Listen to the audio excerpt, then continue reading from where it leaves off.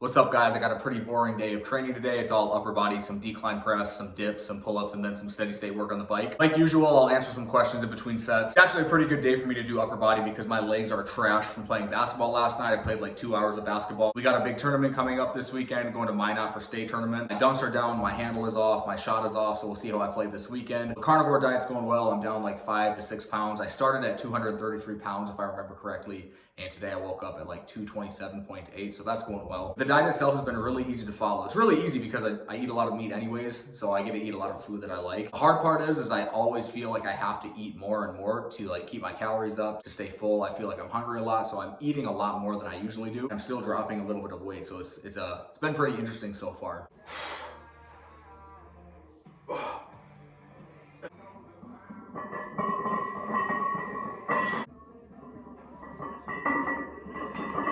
All right, first set of 6 here at 285.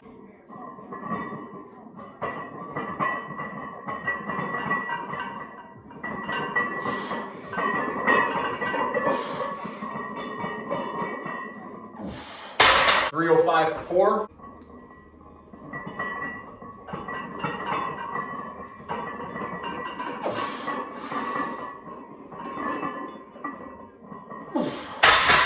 All right, question from Most Dangerous Jones. Have you had any serious injuries? Yes. Back in high school, I tore my UCL. I don't know what your UCL is. It's a ligament in your elbow. I played baseball in high school. Pitching one day in a game, I tore my UCL. That's probably my worst injury I had in high school and college. I fractured my foot. I fractured my, I want to say my third metatarsal, so right in the middle. That was really painful. I was out for 4 weeks with that. I was in a boot on crutches for a couple weeks. When I was playing with the Atlanta Falcons in the 4th preseason game, right before I got cut, I had a pretty bad ankle sprain that was out for 4 to 6 weeks. Those are the worst injuries I've had. I guess I had my elbow from snatching. I just had a bad rep snatching, fractured my humerus, chipped a few bone fragments off, so I had to get surgery for that back in November. Okay, this will be my heavy double at 325.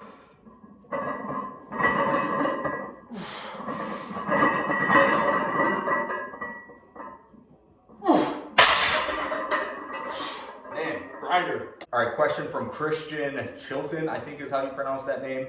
What's the road to becoming a strength coach like? Now, if you want to work in college, you're probably going to have to do some sort of internship, some sort of graduate assistantship. You're probably going to have to go from school to school for 2 to 3 years, doing a lot of work for free. Honestly, I would try to avoid that route as much as possible unless you really want to work in college. My personal story, I just got really lucky. I work at my alma mater, so I went to school at University of North Dakota. I played football here, so I had a strength coach here who became my boss. So I had a good relationship with him when I was an athlete and he was my coach. And so I moved on, played professional football on and off for 2 years. And he knew I wanted to get into strength and conditioning, so I had my CSCS. I did all of like the academic things that I had to do just to make sure that on paper I looked qualified for a job so that I could apply.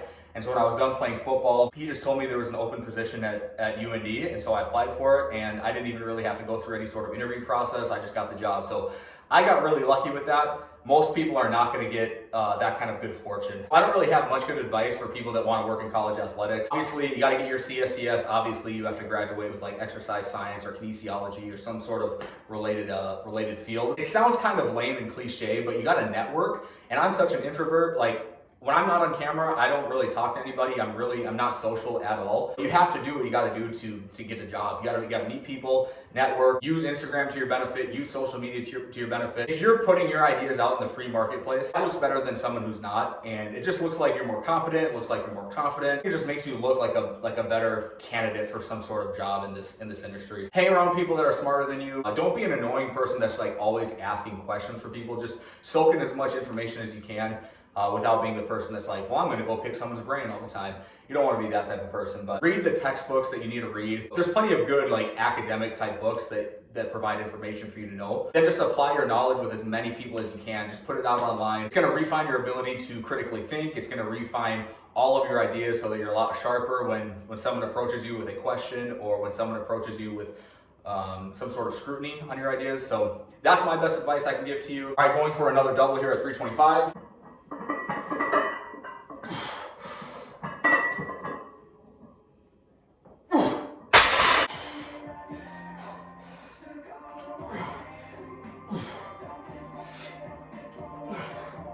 Good dip setup hack right here. You got 2 barbells, you got your safety pins, just put the barbells on the safety pins at the right height or at the same height.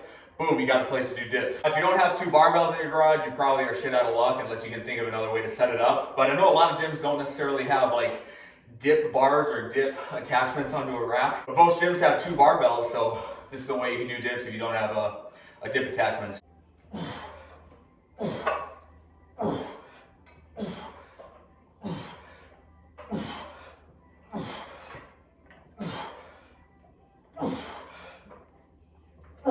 Why does everyone talk so much shit about weightlifting in athlete training? This is a really simple answer. People just don't understand the lifts to their full extent.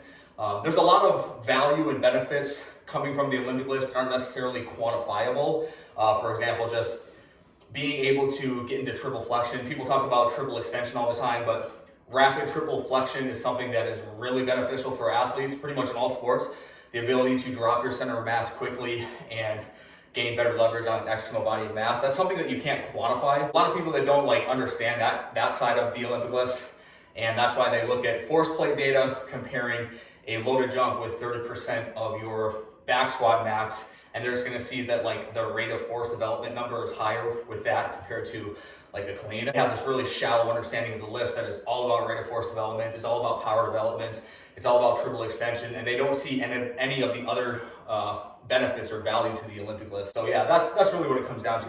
The people that talk shit about the Olympic lifts in regards to training to be athletic, they just have a very shallow understanding of the lifts themselves. And then there's a lot of people who are just ideologically committed to saying that the Olympic lifts are not beneficial for athletes. People like Schmarzo, people like Mike Wodango, people like Justin Lima. There's a lot of people who are just ideologically committed to that, and that's like kind of their brand, that's kind of their identity. And so if they were to backtrack on that opinion, it would make them look less credible probably.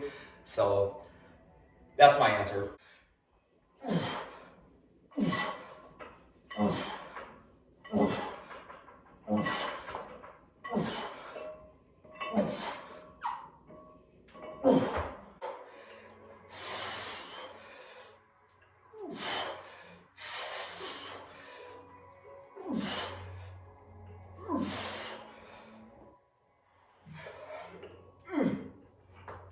Okay, so going back to the last question about why do some people shit on weightlifting for athletic development. It's funny because a lot of the people that do shit on weightlifting for athletic development are the same people that talk about how important it is to be open-minded and take your ego out of training and learning, and you always need to be challenging your own thoughts.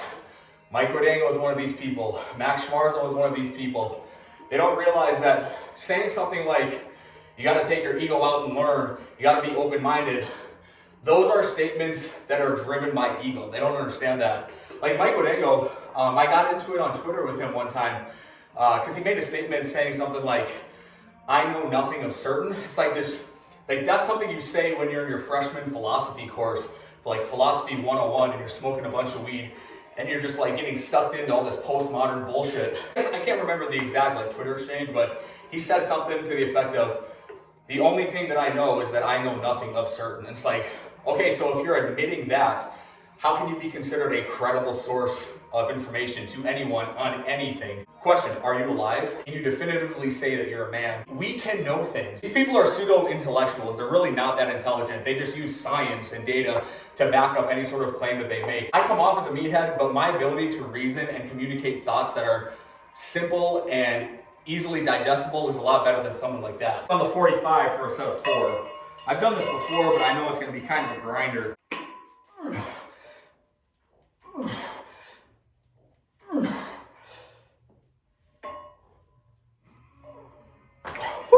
All right, we'll see if I can do a 45 and a 10 for a set of 4.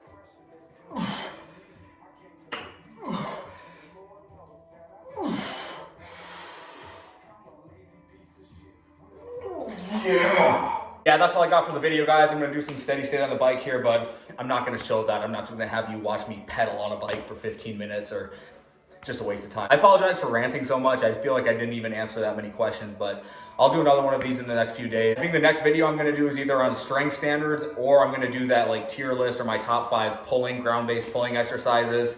And then I'll also do my top 5 pressing, like top 5 bench press variations. So yeah, that's the plan for the next week, so stay tuned.